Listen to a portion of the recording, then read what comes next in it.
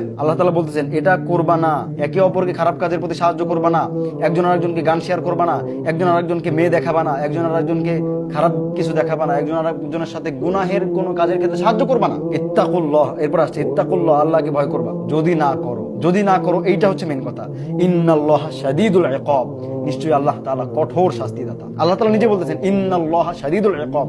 ইন্না এটা কখন আসে জানেন? যখন আল্লাহ তাআলা কোনো যে আরবিতে ইন্না এইটা আল্লাহ তাআলা ব্যবহার করেন যখন কোনো জিনিসকে খুব শক্তভাবে আল্লাহ তাআলা বলতে চান, তখন অনেক সময় আল্লাহ তাআলা কসম দিয়ে বলেন, আবার অনেক সময় বলেন ইন্না দিয়ে, নিশ্চয়ই। ইন্না মানে হচ্ছে নিশ্চয়ই, ইন্নাল্লাহা নিশ্চয়ই আল্লাহ তাআলা শাদীদুল ইকাব, কঠোর শাস্তিদাতা।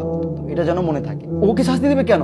যে নিজে একা একা গুনাহ করতেছে, ওকে আল্লাহ তাআলা শাস্তি দিবেন কেন? আল্লাহ তাআলা বলবেন তোমাকে বলছিলাম ইত্তাকুল্লাহ, তুমি আল্লাহকে ভয় করো, আল্লাহকে ভয় করে গুনাহের কাছে যেও না, তুমি গান শোনো না, মেয়েদের দিকে দেখো না, তুমি আল্লাহর তাকওয়া অবলম্বন করো নাই, এই জন্য তোমাকে শাস্তি দেওয়া হবে। আর ওই যে আরেকজনকে বলবে মামা ওইটা দেখ, মামা এটা কর সেটা কর, মামা গানটা শেয়ার করে দিস, আমি কেউ একজন একটা মিউজিক হারাম জিনিস বা হারাম যে কোনো কাজের ক্ষেত্রে একজনকে আরেকজনের সাথে মিলিয়ে নিচ্ছে, একজন আরেকজনকে ডেকে নিয়ে যাচ্ছে, ওর জন্য হলো শাদীদুল ইকাব। দেখেন আল্লাহ তাআলা বলতেছেন লা তাআওয়ানু আলাল ইসমি ওয়াল উদওয়ান, যদি এটা করো ইন্নাল্লাহা শাদীদুল ইকাব, তাহলে একটা কঠোর শাস্তির জন্য প্রস্তুত থেকো। কারণ তুমি নিজে গুনাহ করছো, নিজে নষ্ট হইছো, আরো 10 জনকে তুমি নষ্ট করছো, আরো 10 জনকে তুমি হারাম জিনিস দেখাইছো, আরো 10 জনকে তুমি হারাম গান শোনাইছো, আরো 10 জনকে তুমি মেয়ের দিকে তাকাইছো। আমরা যখন মাদ্রাসায় পড়তাম, কিছু ছাত্র থাকতো যে ভালো পড়ালেখা করে, ওদের সমস্যা নেই।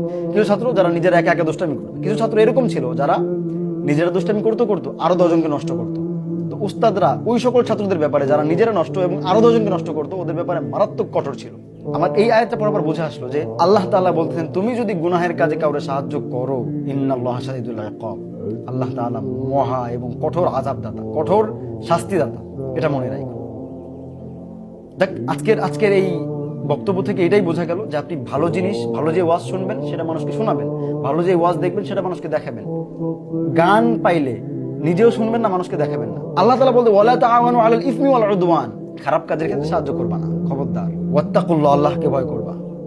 ইন্নাল্লাহা শাদীদুল ইকাব, আল্লাহ তাআলা কিন্তু কঠোর শাস্তিদাতা। বিপদে পড়বা কিন্তু যদি খারাপ কাজের ক্ষেত্রে, যদি মামা এটা দেখ ওইটা দেখ এরকম যদি করো, নিজে নষ্ট হয়েছে, আরো যদি 10 জনের নষ্ট করো, ইন্নাল্লাহা শাদীদুল ইকাব। আল্লাহ তাআলা বোঝার তৌফিক দান করেন।